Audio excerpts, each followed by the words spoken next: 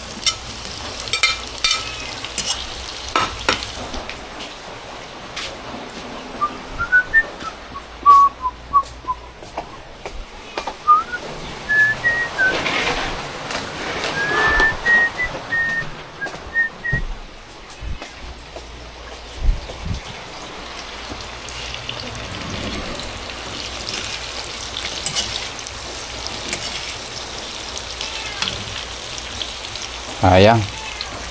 Malinis yan ha. Baka sabihin nyo marumi yan.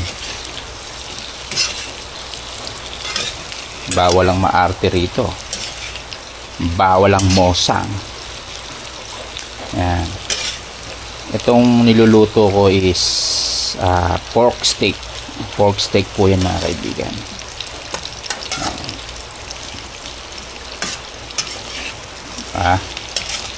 Minarinate ko muna yan ng 5 oras. Madaling araw. Siguro naman yung 5 oras na yun, sobrang lasa niyan. Diba? Tapos after kong minarinate, pinirito ko. Yan. Siyempre pag pinipirito, yan, mas masarap kasi pag pinipirito mo yan. Diba? Yan. Tapos, yan, ganyan lang. Simple lang ang pork steak. Yung pinagbabaran mo, ilalagay mo yan. Yan. Yun o. Ilalagay mo yan.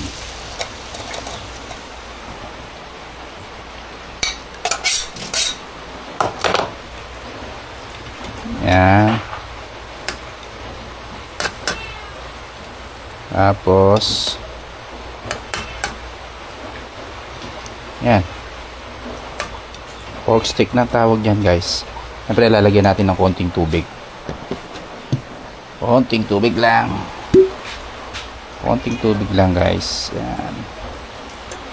Yan. Yan na. Siyempre tatakpan natin.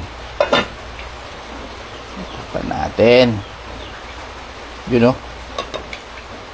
Yan. Ouch. Yan. Yan ang pork steak guys ha. Papakuluan natin yan ng mga 30 minutes. 30 minutes yan. 30 minutes.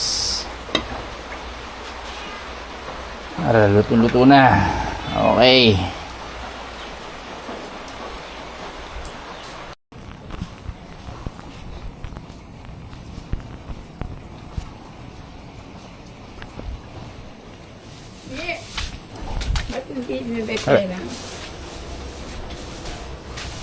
Okay. Pagkatapos ng 1 oras, tingnan natin yung pork steak. Yan. After 1 hour. Yun na oh. Naku, napakasarap oh. Kikita nyo? Yan. Medyo nawala na yung ano. Pwede na yan. Lutong-luto na yan guys. After 1 hour yan. Yan na po ang pinakamasarap na pork steak. Yan. Isa yun sa mga best seller ko. You know? Ako, napakasarap yan.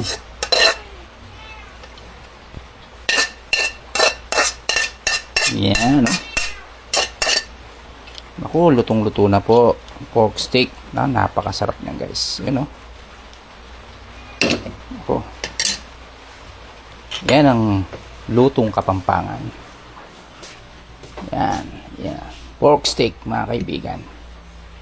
Yan, luto na po mga kaibigan ng pork steak, no? Kita nyo.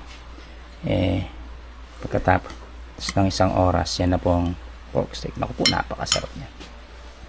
Kulang tong kanin na yan, ubos yan. Takpan na lang natin para hindi langawin. Takpan natin. Mamaya titirahin na yan. Yan na po ang pork steak ni Mr. Anderson. Yan. Yun o. Paano natin guys. Mamaya titirahin na natin. Titirahin na natin yan. Yun. Okay na.